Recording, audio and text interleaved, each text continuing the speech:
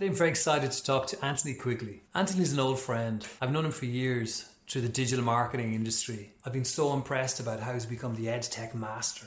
He's a number of new businesses on the go. And he's great. He's got so much knowledge to share. I hope you enjoyed this interview. 5, 4, 3, 2, 1, 0.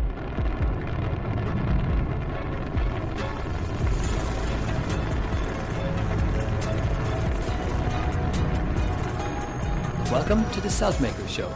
This is your host, Conor Lynch.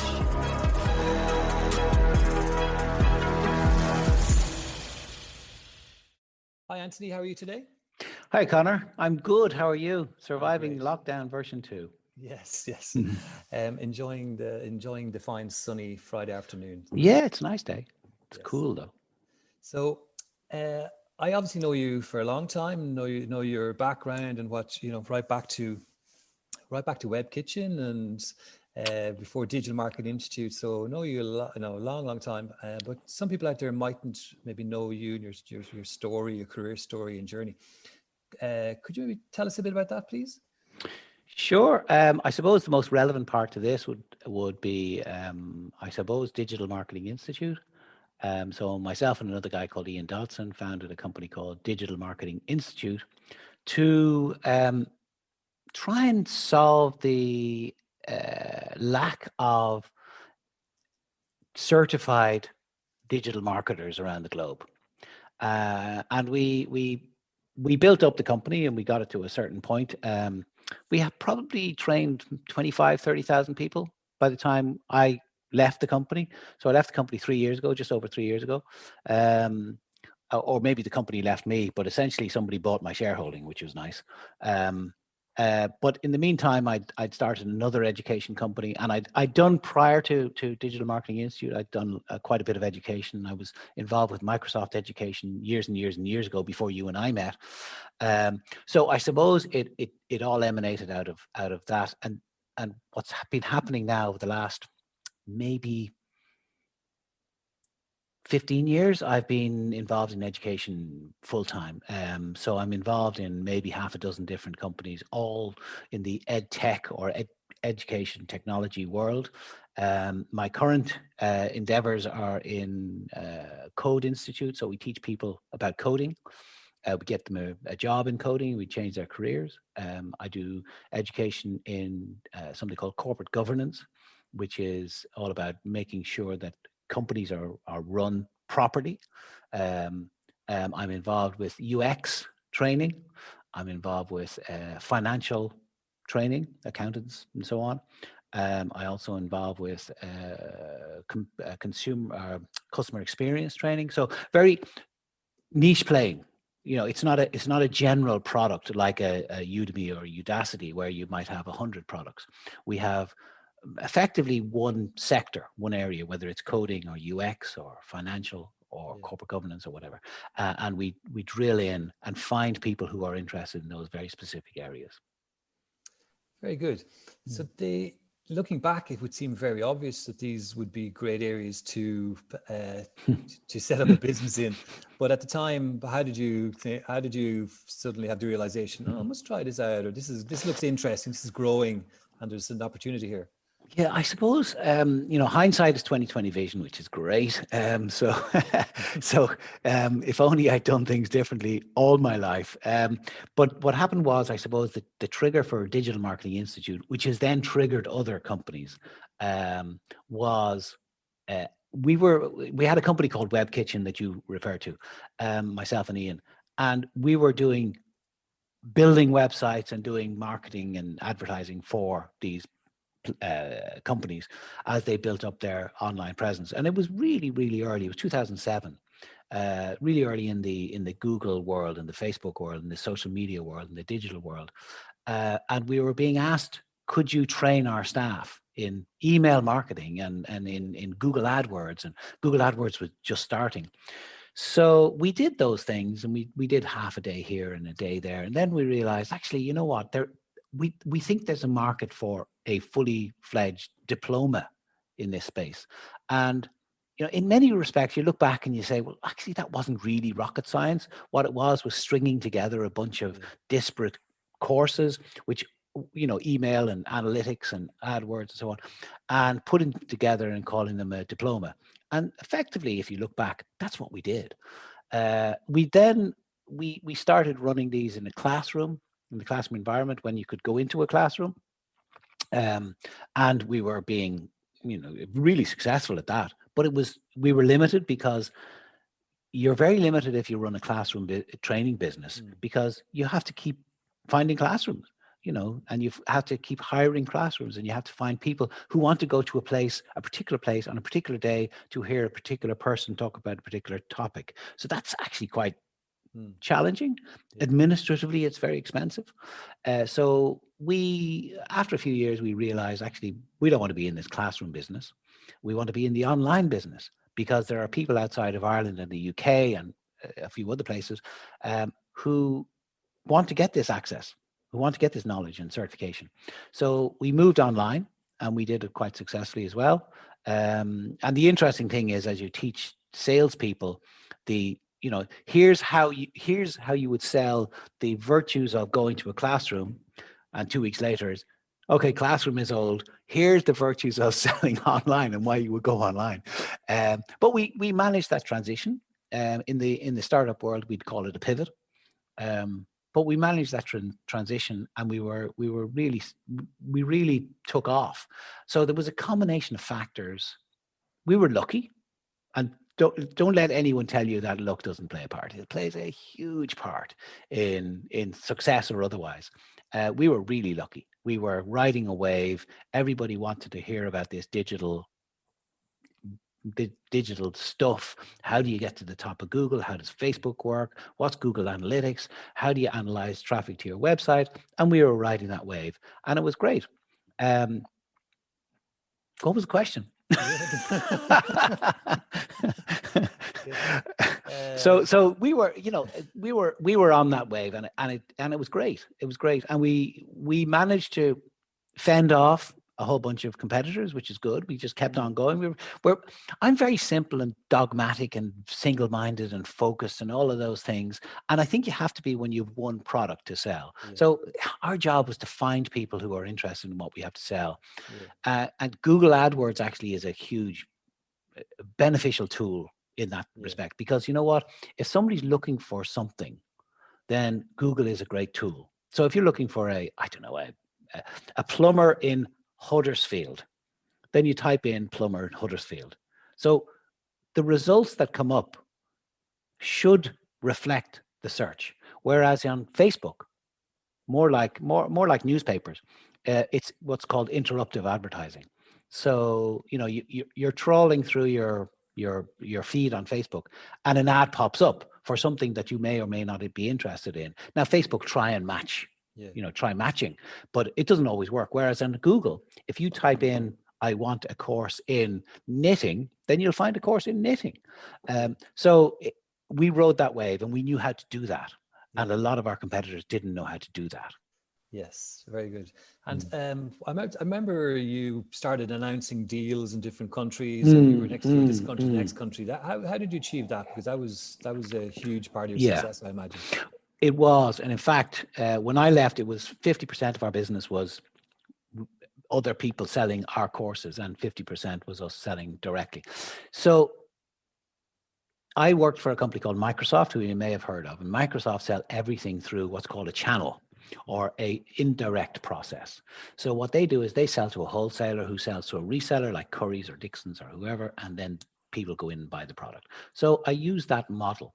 So what we did was, and a very simple process will be, we go to a training company in, let's pick London or South Africa or wherever, who would be selling maybe somewhat associated products and services. So they might be selling Microsoft training or Cisco training or management training or technical training. And we would approach them and say, look, digital marketing is becoming a thing. Your customers may or may not be looking for this at the moment. And they usually say, yes, they are actually, they're asking us. And we say, well, we have packaged up a product that you can sell to your customers. Give us a license fee and you can have it. So the product costs, let's say €2,000, give us 10 or 15% or 20%, and you can have it. You look after the marketing, you look after the delivery. Now, we had to put in auditing and processes and so on. So I'm making it sound a little bit easier than it is, because, you know, you have to make sure that they know how to train this, because otherwise it's reflecting badly on you. You have to make sure that they are able to do the exams properly, they get the exam centers in time. So there's a whole process associated with that. But we were able to approach people, and then they started coming to us, obviously. You know, that's the ideal. And the right ones started coming to us. So the big guys realized, actually, we could either develop our own program, and we don't know who to talk to. We don't know the digital marketers. We don't know anybody who understands how to teach Google Analytics. And we'd spent a lot of time working with people like you, Conor, and other people in the you know, the digital sector in Ireland and the UK. And we had put together this fantastic product. It was a single product at the time, called a Diploma in Digital Marketing. And we were able to then package that up along with how to market it, how to brand it, how to make sure that you can get the message out to potential customers. So what we were doing is we were helping them grow their business, which in turn grew our business. So that's how we did it. You know, there's a lot of different, you know, I've shortened that 3 year journey into 3 minutes, but that's effectively how you do it. Excellent. And obviously the Digital Marketing Institute then went on to new owners. Do you want to maybe tell us a little bit about exiting a business, and when is the right time, and how do you do it, and stuff like that? Well, I suppose one of the things that I went into that exit not knowing those questions, the answers to those questions. So I was dependent on somebody else, and we had great corporate finance advisors. And what happened was we were approached, and somebody offered us a few bob for the company, and we went, okay, is that good or bad? We don't know. But fortunately, I'd made an introduction about 2 or 3 years prior to that, and we had kept in contact with these corporate finance guys. So we went back to the corporate finance guys and said, look, here's an offer that we've been made. What do you think? And he unpacked it. And it's like an onion. You unpack it, and he said, okay, well, this means that. And now let's have a look at the next bit. That means you're going to do that. And essentially what happened was we were made what looked like an amazing offer. And after unpacking it with the finance guys, basically they said, okay, you'll get about 10 grand. And if you're there in 5 years' time and you hit 60% growth per annum for those 5 years, you might make another few bob. Otherwise, you'll lose everything. So that's their expertise, and that's not my expertise, because I would have gone, yeah, that sounds great. I'll take that. So then what happened is we decided, well, if somebody is that interested in this company, then let's see what we can get. And should we exit it? And then you have to go through, there's a whole psychology goes on in your mind. Do I want to sell this? Is there more value here? Do I love this company? Do I really want my staff to move on to new owners? You know, all of those things. And I'm very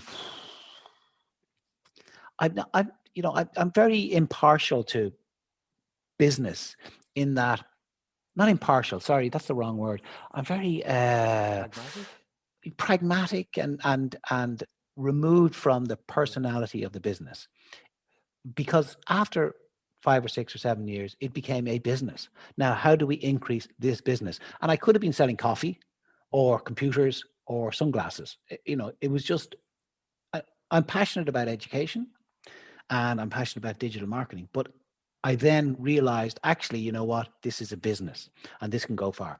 So with that in mind, I then said, well, I asked myself, how much can we sell this for? And will it allow me to do other things that actually will allow me to continue with these passions and exciting things?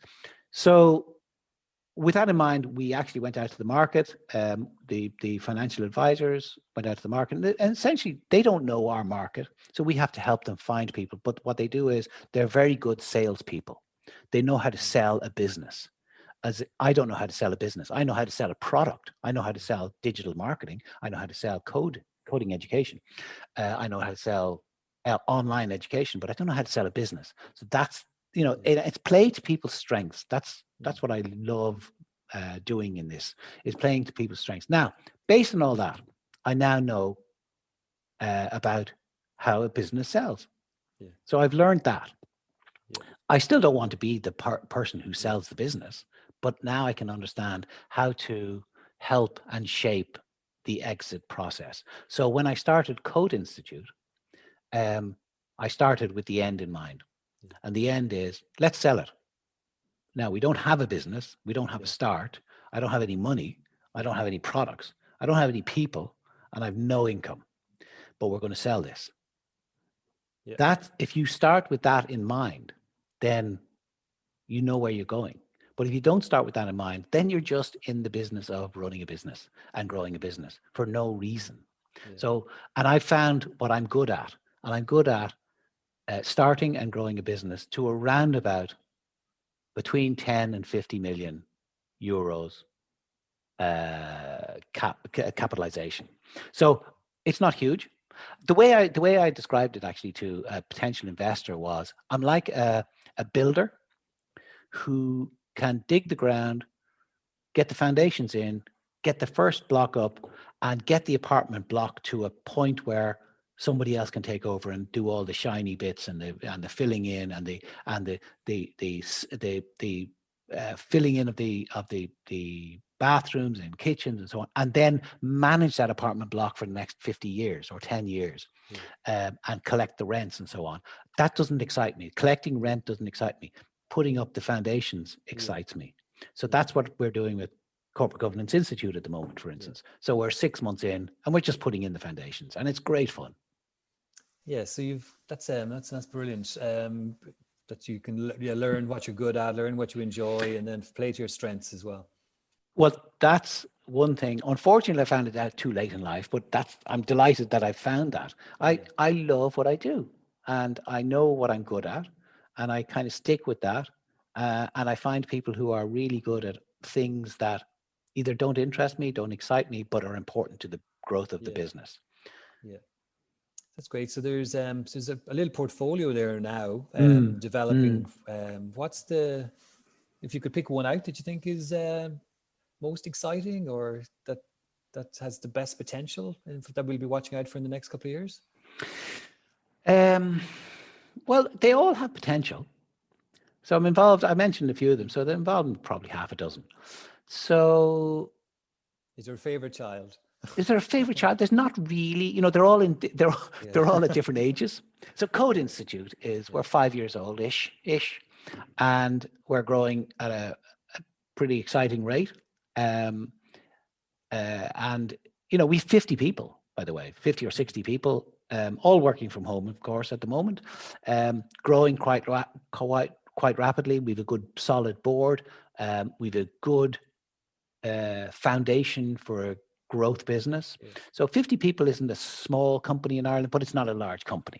It's 50 or 60 people is not huge in global terms. So, what's next for that? We are doing amazingly well. We're building more products. We're managing it well. We've gone past that early mad scatter crazy startup, and we're now a solid company. Whereas the new one, Corporate Governance Institute, again, another institute, because I'm focused on education, and I spent a lot of time in, and you asked earlier about hindsight being 2020 vision, or I mentioned 2020 vision, but you asked about hindsight. But I've learned from coding and learned from Digital Marketing Institute and learned from other ones that you spend time doing the research. So we spent a lot of time doing research, and I looked at half a dozen different sectors, and there's lots of sectors that are open for disruption, as they say in the startup world. But certainly corporate governance is disruptible. Yeah. It's disruptible because it's considered boring. It's also there's a lot of attention on it because there's individual reputations And, from the FAI, for instance, a lot of people's reputations have been damaged, and they're not the only company. They're just close.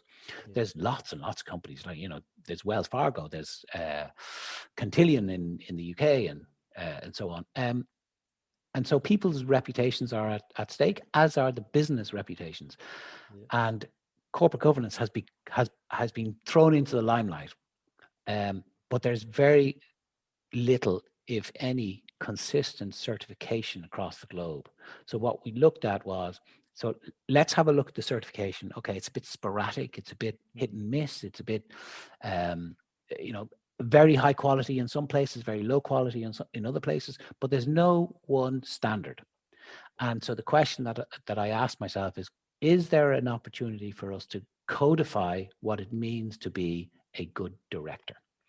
And so give people the ability to ask questions in the boardroom, to understand how boardroom works, to understand the financial mechanics of a company, the culture, the diversity, how do you improve all those things, and how do you become a good corporate citizen?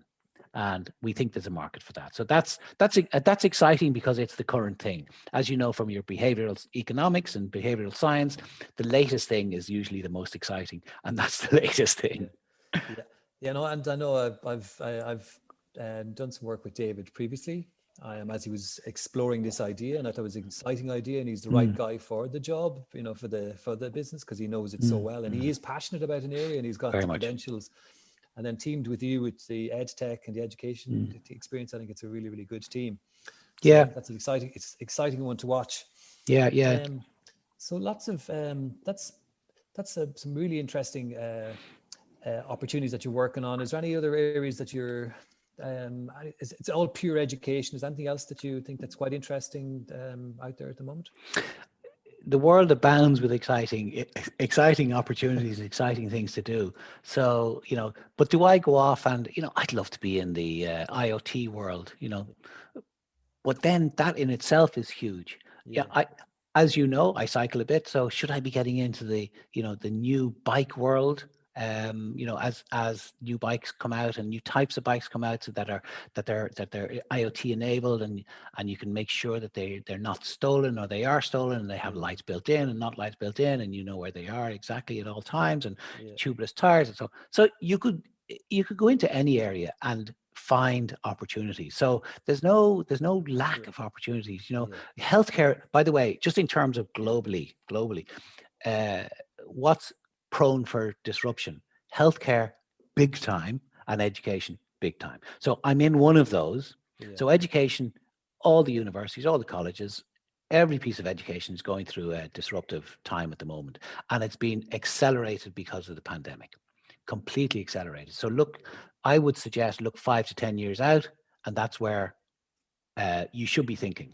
So, will the universities figure out how to go online? Will they share their knowledge and information, which has been usually closed shop for them? So all I'm doing is picking away at certain tiny pieces of education, of the education world globally. But if you were to look outside of that, if I was to get excited about something else, it would be probably healthcare. Healthcare is changing dramatically from, now again, the pandemic has accelerated this. I don't have to go to a doctor. Why would I go to a doctor and have a doctor shove something down my throat or whatever, or listen to me or check my heart, when I can do all that myself? So you can do bits and pieces. You can't go for an MRI, but you can do all the stuff that leads up to the MRI. So why do you engage with doctors when you don't have to? There's a myriad of healthcare options, and there's a company called Teledoc which is in this space. It's a publicly quoted company, and they're doing phenomenally well. But they're essentially allowing doctors to make diagnoses over Zoom and the likes. So you obviously keep up to date with what's going on and opportunities out there in the marketplace. How do you, for example, as a business professional, how do you how have you probably self-taught? Did you read much? Do you follow my podcast? Is there any books or podcasts you could recommend to other people to be their own boss and manage themselves and be disciplined, etc.? the thing about all of this is the internet is full of stuff, just stuff. It's chock-a-block with stuff. So it's actually hard to find what you want, Yeah. because and if I was to ask you for recommendations, you'd give me half a dozen. The only recommendation I ask people for, by the way, is Netflix, and that's just for entertainment.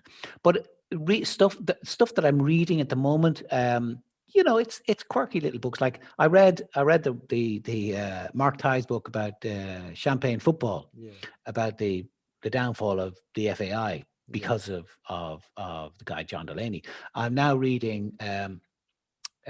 Now, what is it called? It's Luke O'Neill's latest book. It's something like, never mind the ball. Yeah. Here's the It's the science. science. Yeah. Yeah. But he's and he speaks so eloquently and so well on a range of topics. And I read his previous book and I enjoyed that. So I fortunately I don't have to read a lot of Yeah. stuff around what I do. What I do is in terms of business. The Champagne Football book would be of interest to me because of the corporate governance and the lack of corporate governance there. So I would possibly read books around culture and governance itself. In terms of podcasts, I tune into David McWilliams from time to time. I think he makes a great effort, and he does really well at explaining economics in layman's terms. Yeah. I'm not a particularly economic person or financial person, but he explains the bigger picture very well. There's a guy called what's his name now? Professor G. Scott Galloway. Do you know Scott Galloway? Scott Galloway he's very outspoken in terms of business and tech, and he does a podcast with Kara Swisher from the New York Times, and that's really, really interesting to hear them discuss the business tech news of the week, and also they have very interesting people on to talk to. So yeah, it's interesting, and also in one of the things in Corporate Governance Institute, by the way, is we run a webinar every week, and we get interesting people on, and we try and get interesting people on to talk about, once again, it's not for everyone. It's, the thing about my business is the people who are interested in Code Institute are not the people who are interested in UX, or not the people who are interested in Corporate Governance Institute. They're just they're different folks. So you have to play to your audience, and that's one thing that actually, if I was to give advice to any startup, understand what your audience is and stop trying to be everything to everybody. It's in Code Institute, we were, now before pandemic, we got asked, so do you run this in the classroom? Well, I'd like to do it in the classroom. It's a very simple answer. No, and you're not my customer. Now, if you don't mind, just step out of the way. We have lots of other people that we need to talk to. But if you want to do it in the classroom, go over there. There's a different, and the same is true, by the way, actually, we just raised some money in Corporate Governance Institute, and I was on a panel with 3 potential investors, and I was pitching away, and one of them got it. He said, "That's brilliant. Absolutely. I'd go with that. No problem." But one of them said, "Now, I'd really like the idea of these guys, they're offering, come into the classroom on a Wednesday and a Friday, and you'll get introduced to hundreds of years worth of experience and so on." And because I was pitching for business and I was trying to be as nice as pie, what I didn't say to him was, "Well, then get off this call. You're of no value to me because you're looking for the wrong thing." And that's not who I, so, and that's what I'd suggest to certainly startups or early stages. Understand your customers and ignore everybody else. Just get them out of the way, because they become a distraction. So when we're back to Google, advertising on Google, we use Google AdWords extensively, pay a lot of money to Google, because if somebody types in, "I'd like to do corporate governance certification," well, I want to be found for that. But if somebody says, "I'd like to do certification," I don't want to be found for that. Or I want to find out about, how to become a non-executive director. I want to be found for that. You see what I'm saying? It's understanding exactly what your customer is, but more importantly, who your customer is not. Because if you can understand who your customer is not, then you're not targeting them. It's brilliant. I think as well, leading on from that, you're obviously very, very good at working out who the customer is and who the customer is not. But then when you get going from 0 to 50 staff, or 0 to 10, and you've done that multiple times now. Yeah. It's finding those first person, the second person, the third hire, etc. How do you attract and identify the right people to bring in, which are crucial at that stage? Hiring is it's actually not one of my strengths. So I don't always get that right. In fact, I quite often get it wrong. So what we did do in Digital Marketing Institute and in Code Institute is hired a really good CEO. And it takes a few goes, and sometimes you don't get it right. We got it right in Code Institute. Jim Cassidy is a brilliant CEO, and he's grown the company. So what we do, what I tend to do is hire a few good people at the beginning, but try and find somebody who's going to help grow the company, who's better at hiring and better at managing individuals than I am. I'm good at certain things. Hiring the individuals and managing those individuals is not one of my core strengths. So it's actually finding people who are better than it. And I'm sure other people have said this long before I have. It's finding people who are better than me at a lot of things. So I've got a guy who's doing digital marketing who's better than me. I've got a guy who's doing admin. We have people coming in and out of courses in the Corporate Governance Institute. So I'm just thinking of Corporate Governance Institute. We have 5 people. Admin, I find it so boring. Not boring, but I don't. It's not something that I feel like doing. Making sure people arrive at a place at a certain time on Zoom and are forwarded all the documentation and so on. Other people are better at that process than I am. But my strength is understanding there's a process behind it. So making sure that if we lose the person who's doing it, somebody else can slot straight in, because a lot of business is process driven. So hiring people is, in the early days, find people who are really good at what I'm not really good at. Yes. But don't lose control of the important things. Finance, hugely important. Don't give that away. Don't give that away. And sales, top of sales. So revenue generation and revenue collection, hugely important. Product dev, once you get one product, keep selling it.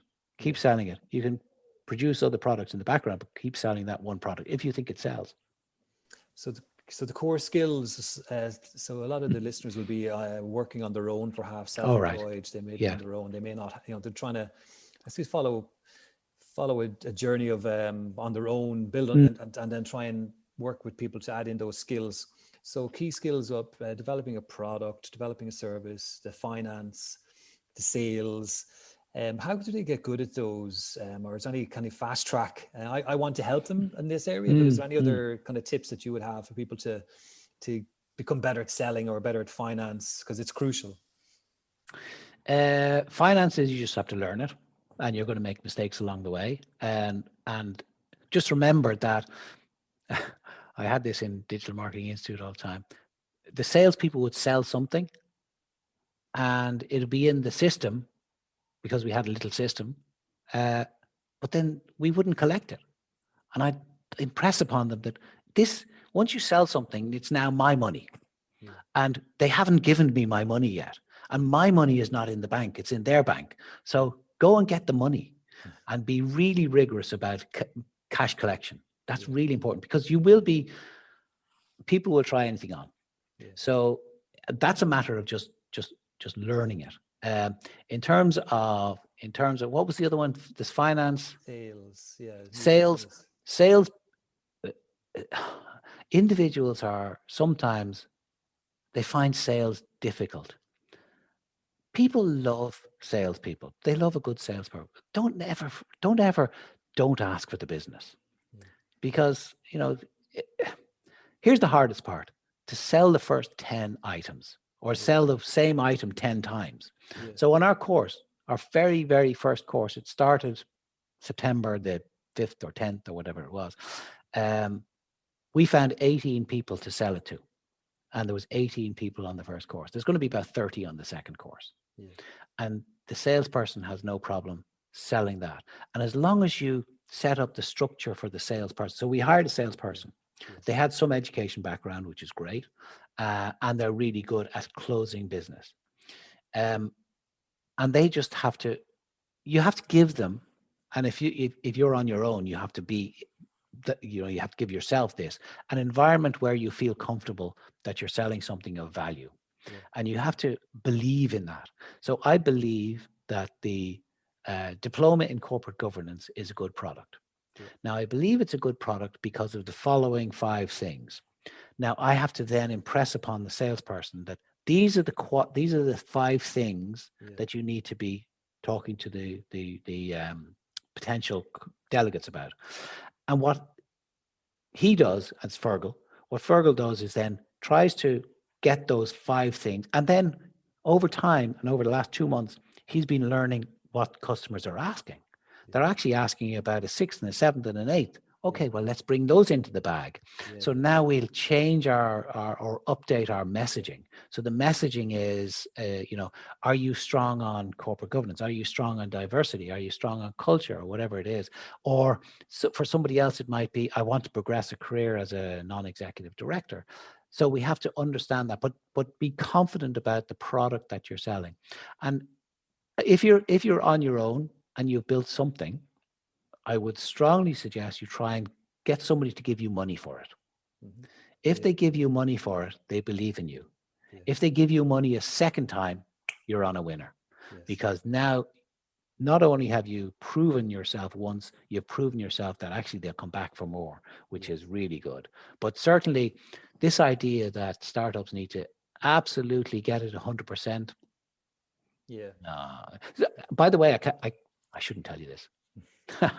But now that we're started, listen, you start a product. In my world, you announce that you're going to run a course on, the 15th of January, and you start building it now, hoping it's ready by the 15th of January. But you know what? It might be 70% there. And by the time the people get to the 80% or 90%, you're there. So you can still sell ahead. Yes. So sell what you have. Don't, even if you think it's 80%. Yes. Totally it's probably going to fix a problem that your customer has. Yeah, because I totally agree, and you can develop it as you're going along, because you might need all of the course for the 1st of January. You can need some of it in February, some of it in March. And also pre-selling is a great way to validate that there is actually a market there, that people are willing to, before you develop anything. Agreed. So there's lots of new ways of delivering in education that I'm sure you've mastered. So that's really great. Also on finance, I found that as soon as you deliver something, get the invoice out the same day. You just rather than waiting, do all your invoices 1 week or at the end of the month or whatever, just to keep that, get the cash, get the invoices out fast, get the cash coming in fast, chase it fast. Yeah, just learning that through painful experience. Yeah. No, I'd agree with it. And you know what? There's tools now that allow you to get that fast and allow people to pay fast. So and I love it. There's a product called Zero, and it's a great product. And you build in the ability for people to pay on credit card immediately, and so on and so forth. So and that integrates with your bank. So the finance is becoming easier. It's like anything else. Finance is becoming easier as you go on. And soon, over the next few years, it'll get even easier. It'll get even more smooth and streamlined. Yeah, and that's Zero with an X, isn't it? Is it Zero with an X? No, it's a great tool. I think they're an Australian or New Zealand company, but they're doing really well. And in fact, I think we use Zero in all the companies that I'm involved with. I couldn't be 100% sure. I know in Corporate Governance Institute, we started with Sage and we're swapping over to Zero pretty soon. Yeah, probably in the 1st of January. Excellent. That's been brilliant. I really enjoyed learning more about the journey and drilling into it in more detail. Is there anything else you'd like to kind of like wrap up with, particularly bearing in mind the solopreneurs, those that are on their own, encourage them to be successful? Well, you know what? I personally find it difficult to completely be on my own. So in Digital Marketing Institute, I had a partner. In Code Institute, I had a partner. In the Corporate Governance Institute, I have a partner. So I have a partner along the way. Now, the partner complements what you are good at, and it's not always a cookie cutter that my partner in those three companies that I mentioned have exactly the same skills. They have different skills, and you're learning constantly from those, and you're bringing that forward with you. One of the certainly the skill set that David Duffy has in Corporate Governance Institute is a deep knowledge of corporate governance. The partner that I have in Code Institute has a huge amount of knowledge in the enterprise world, doing deals, large scale enterprise. So he brought a whole suite of other levels of expertise. So as a solo entrepreneur or solopreneur, how do you say it? Solopreneur. I personally would find that quite challenging. And I don't, it's not for everyone. It's not for me, but it's certainly something that I couldn't do. So I'd have to find. It's always good to have somebody to bounce ideas off, and that's why the likes of WeWork and those co-working spaces worked, because solopreneurs can then join forces and have a chat about what they're doing and so on and so forth. The other person may not understand it fully, but at least you're getting some feedback. So what I do is I delve in, and what happened was David Duffy approached me and said, with your set of skills and my set of not deep knowledge, maybe we have something. And he's right. He's absolutely right. And there are other areas that if I could find somebody I'll tell you what that I looked at, there's something called actuarial studies, used extensively in insurance. There's an actuarial institute in London, or an academy or whatever, and they're probably at the same stage as corporate governance, which is a little bit staid, a little bit boring, a little bit overdue for change, a little bit overdue for disruption. And maybe that's the next one. I don't know. But I don't have a deep knowledge of that, so I'd have to find somebody who has that knowledge. That, no, I totally agree. Self-makers, it starts with the individual, trying to get them. Start with the individual. I get your headset right, your mindsets right, etc. Then start looking at the people around you, whether it's a partner, whether it's an advisor, whether it's a teammate, whether it's a collaborator, and then start looking deeper into the idea. But I think it's important to have that core group because you're not on. You can't. It's very, very difficult on your own. And so I would agree with you on that. Yeah. And so your customers are, they're thinking about some kind of an entrepreneurial venture. Yes, they could have a job currently and they want to get a side hustle, or they could have a side hustle and they want to go full-time with it. And then if they're full-time with it, then they want to move into, okay, well, how do I hire my first person, my second person? So it's really that journey as you, and those little building blocks. And it's that saddle point or trigger point where you have to make a decision that you can actually make a living out of this. Because you're working in a bank, or you're working for LinkedIn, or you're working for Google, and you think, okay, I'm going to make I have an idea, I want to go this way, but now you sacrifice your salary, and how are you going to replace that? Exactly. So there is that gap, and that's really, really difficult, and there's not a huge number of supports for that. That's the problem.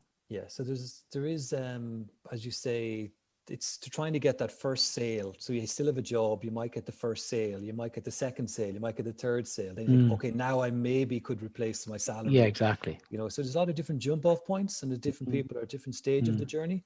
But that's the area I'm focusing on, and it's very exciting. There's more people looking at it, but it's it's back to a lot of what we've covered today, which is down to ideas, tracking, make some sales, track the money, trying to build a team, try and then maybe think towards an exit. So the journey, but there's a lot to learn, but I'm trying to condense that down so people can learn it online. Yeah. Well, the nice thing about, one of the positive aspects of the pandemic is that we now don't need to think about a physical office space with half a dozen or a dozen or 60 people. I'm sitting in an office, by the way, that can house 60 people. We have 2 people here. Me is one of them and one other. And it is usually 3. That's it. Yeah. Because everybody's now got used to staying at home and they're choosing to stay at home. A couple of people just want to come in. I come in because I have 2 boys in college at home. And there's just not enough headspace, but I don't need to be here, and that's the thing. And I think that's a positive, especially for people starting, because what they can do is they can actually engage with other people, knowing that they don't have to have an office for them. We've actually started Corporate Governance Institute in a pandemic, and I have never met physically David or the other 4 people. Really? Never. Well, actually, that's a slight lie, because I met him 25 years ago. Really? Yeah, but I haven't met him in the last 25 years. Well, I've met him. He's a nice guy. So yeah. No, he's great. So we do this all the time. But I haven't met Stephen, who does digital marketing. I haven't met Fergal, who does sales, and I haven't met Ria, who does the admin. My God. And I haven't met David, my business partner. It's amazing, isn't it? Yeah. But you know what? We're still turning over. We're still running courses. We're still doing what we need to do. We have an admin in place. We're doing digital marketing. There's a business, and we've people investing in that business. So it's possible to do it, and but could we have moved so fast without a pandemic, in kind of normal times?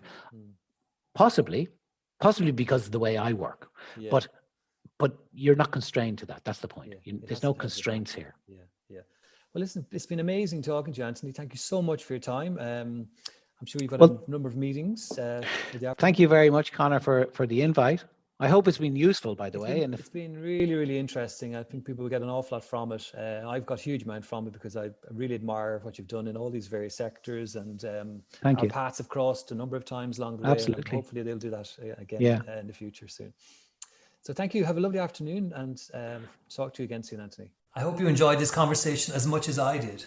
If this is your first time to join us, you are most welcome, and please subscribe for future episodes. This show is shared with you to help you succeed. So please share with others to help them succeed too. At Selfmakers, we believe you can all be your own business. We're here to help self-employed people across the globe accelerate their careers and achieve self-made success. Please visit selfmakers.com and follow Selfmakers on social media. Bye for now.